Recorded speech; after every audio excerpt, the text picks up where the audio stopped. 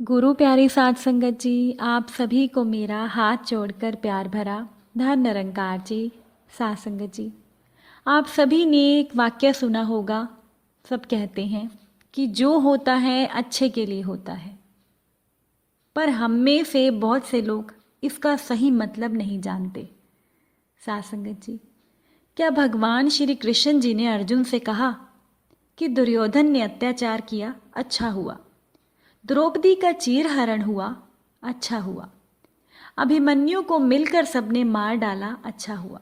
नहीं साध संगत जी, बल्कि भगवान श्री कृष्ण ने अर्जुन से कहा कि जो हुआ वो अच्छा नहीं हुआ।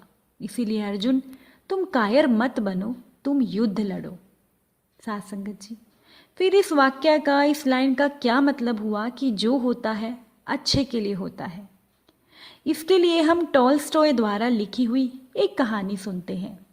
साध संगत जी, एक बार यमराज ने अपने यमदूत को धरती पर एक औरत की आत्मा लेने के लिए भेजा। जब यमदूत धरती पर पहुंचे तो उन्होंने देखा कि उस औरत के मृत शरीर के पास दो छोटी छोटी सी बच्चियां पास में लेटी हुई थी। एक छोटी बच्ची रोते रोते सो गई और दूसरी बच्ची अपनी माँ के साथ खेल रही थी, अपनी माँ के मृत शरीर के साथ खेल रही थी। साध संगत जी, यमदूत को उन बच्चियों पर बहुत तरस आया और यमदूत बिना आत्मा लिए ही यमलोक चले गए। और यमदूत ने जाकर यमराज से कहा कि प्रभु, क्या ऐसा नहीं हो सकता कि उस औरत को कुछ समय और जीने दिया जाए, क्योंकि उसकी दो छोटी छोटी बच्चियां हैं और वो बच्चियां अनाथ हो जाएंगी, क्योंकि उनके पिता की पहले से ही मृत्यु हो चुकी है। साध संगत जी, यमदूत की बात सुनकर यमराज ने कहा कि तुम अपने आप को भगवान समझते हो। भगवान ने पहले से ही सबकी जीवन और मृत्यु का समय निश्चित किया होता है।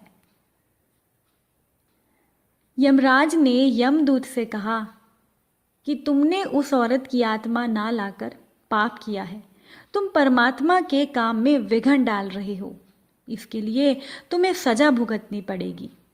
साध संगत जी, यमदूत को लगा कि उसने कुछ गलत नहीं किया। यमदूत सजा भुगतने के लिए तैयार था। यमराज ने कहा कि तुम्हें धरती पर जाना होगा और तुम तब तक धरती से यमलोक तक वापस नहीं आ सकते जब तक तुम अपनी मूर्खता पर हंस ना दो। साध संगत जी, दूसरों की मूर्खता पर अहंकार हंसता है, लेकिन अपनी मूर्खता पर अहंकार टूटता है। साध संगत जी, इसे दोबारा सुनिएगा कि दूसरों की मूर्खता पर अहंकार हंसता है और अपनी मूर्खता पर अहंकार टूटता है। यमदूत सजा भुगतने के लिए धरती पर चले गए। यमराज ने उन्हें, सर्दी का समय था, ज़्यादा वस्त्र भी नहीं दिए। यमदूत धरती पर ठंड के मारे ठिठुर रहा था कि तभी वहाँ से एक व्यक्ति निकला और उस व्यक्ति को, यमदूत को देखकर उस पर दया आ गई। उस व्यक्ति ने सोचा कि इतनी सर्दी का मौसम है और यहाँ ये यमदूत, जो एक आम इंसान के भेष में वहाँ था, कि इसके पास कपड़े भी नहीं हैं। साध संगत जी, वो व्यक्ति अपने बच्चों के लिए बाजार से कंबल खरीदने गए थे और उनके हाथ में कंबल था। उस व्यक्ति ने तरस खाकर वो कंबल यमदूत को दे दिया और अपने साथ अपने घर चलने को कहा। जब वो व्यक्ति अपने घर पहुंचा तो वहां उसकी पत्नी ने पूछा कि क्या तुम बच्चों के लिए कंबल नहीं लाए। उस व्यक्ति ने यमदूत की तरफ इशारा करते हुए कहा कि इन्हें कंबल की ज़रूरत थी तो मैंने इन्हें दे दिया। उस व्यक्ति की पत्नी ने अपने पति के ऊपर बहुत गुस्सा किया और कहने लगी कि बच्चों को कंबल की ज़्यादा ज़रूरत थी। उस औरत की बात को सुनकर यमदूत हंसने लगा और मन ही मन सोचने लगा कि इस औरत को नहीं पता कि इनके घर पर यमदूत आया है और अब इनके घर पर खुशियां ही खुशियां आने वाली हैं। साध संगत जी, वो व्यक्ति जूते बनाने का काम करता था। वो चमड़े के जूते बनाता था। यमदूत ने उस व्यक्ति के घर पर रहकर चमड़े के जूते बनाने शुरू कर दिए और यमदूत के बनाए हुए जूते सारी तरफ सभी लोगों को बहुत पसंद आते थे। दूर दूर से उस व्यक्ति से लोग चमड़े के जूते बनवाने आने लगे और यमदूत इतने सुंदर जूते बनाता था कि हर कोई देखकर हैरान रह जाता था, क्योंकि किसी को क्या पता कि वो जूते किसी इंसान के द्वारा बनाए गए नहीं बल्कि यमदूत के बनाए गए हैं। साथ संगत जी, एक बार उस नगर के राजा ने अपने एक सिपाही को उस व्यक्ति के घर पर भेजा और उस सिपाही के पास एक चमड़ा था। सिपाही ने वो चमड़ा उस व्यक्ति को देते हुए कहा कि ये बहुत ही कीमती चमड़ा है और ऐसा चमड़ा और कहीं से नहीं मिलेगा, और तुम इस चमड़े से राजा के लिए सुंदर से जूते बनाकर तैयार करो।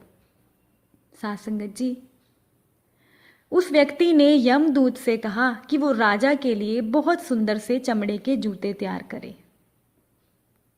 साथ संगत जी, यमदूत ने उस चमड़े से राजा के जूते बनाने की जगह राजा के लिए स्लीपर बना दिए, और उस समय स्लीपर उस इंसान के लिए बनाए जाते थे जिसकी मृत्यु हो चुकी होती थी। साथ संगत जी, जब उस व्यक्ति ने यमदूत के बनाए हुए स्लीपर्स को देखा तो उसने यमदूत पर बहुत गुस्सा किया और उसने यमदूत को बहुत बुरा भला कहा। उसे लगा कि अब राजा इन स्लीपर्स को देखकर उसकी वो हालत करेगा जो वो याद रखेगा। साथ संगत जी, जब यमदूत ने उस व्यक्ति की डांट फटकार सुनी तो यमदूत को हंसी आ गई। यमदूत दूसरी बार हंसा और यमदूत ने मन ही मन सोचा कि इस व्यक्ति को क्या पता कि राजा की मृत्यु होने वाली है, इसीलिए मैंने स्लीपर्स बनाए हैं। जब वो व्यक्ति यमदूत को डांट ही रहा था कि तभी पीछे से राजा का सिपाही आ गया और उससे कहने लगा कि जो चमड़ा मैंने तुम्हें दिया है उससे राजा के स्लीपर्स बनाना, जूते मत बनाना, क्योंकि राजा की अभी अभी मृत्यु हो चुकी है। साथ संगत जी, जब उस व्यक्ति ने सिपाही की बात सुनी तो उसने यमदूत से माफ़ी मांगी। यमदूत ने उस व्यक्ति से कहा कि मैं तो पहले से ही अपने द्वारा किए गए कर्मों की सजा भुगत रहा हूँ। अब पता नहीं मुझे कितने समय अभी धरती पर ही रहना होगा। और उसके बाद भी वो यमदूत काफ़ी समय तक उसी व्यक्ति के घर पर जूते बनाने का काम करता रहा। साथ संगत जी, एक दिन की बात है, उस व्यक्ति की दुकान पर एक औरत आई जिसके साथ 2 लड़कियां थी और वो लड़कियां अपने लिए शादी के लिए उनकी दुकान से जूते बनवाने आई थी। जब यमदूत ने उन 2 लड़कियों को देखा तो यमदूत ने उन्हें पहचान लिया कि ये वही 2 बच्चियां हैं जिसे उसने उस मृत औरत के साथ देखा था, जिसकी आत्मा को लेने के लिए यमराज ने उस यमदूत को धरती पर भेजा था। यमदूत ने जो उनके साथ लड़कियों के साथ औरत थी उससे पूछा कि ये लड़कियां कौन हैं। तब उस औरत ने बताया कि ये 2 बच्चियां अनाथ हो गई थी। इनके जन्म के 2 साल के बाद ही इनकी माता की मृत्यु हो गई थी और मेरे पास भी कोई संतान नहीं थी, इसीलिए मैंने इन 2 बच्चियों को गोद ले लिया है और मेरे पास बहुत संपत्ति है और मेरी संपत्ति की सारी जिम्मेदारी, मेरी संपत्ति की मालकिन अब यही 2 लड़कियां हैं और अब मैं इनकी शादी राजघराने में कर रही हूँ। साथ संगत जी, जब यमदूत ने उस औरत की बात सुनी तो यमदूत को हंसी आई और यमदूत को अपनी मूर्खता का एहसास हुआ और इस बार यमदूत तीसरी बार हंसा। जब उस व्यक्ति ने यमदूत से कहा कि आप 3 बार हंस चुके हो, अब आप मुझे अपनी हंसी का कारण बताइए, तब यमदूत ने उसे सारी बात बताई। यमदूत ने उस व्यक्ति से कहा कि मुझे सजा मिली थी, जब तक मैं अपनी मूर्खता पर नहीं हंस देता तब तक मैं दोबारा यमलोक नहीं जा सकता।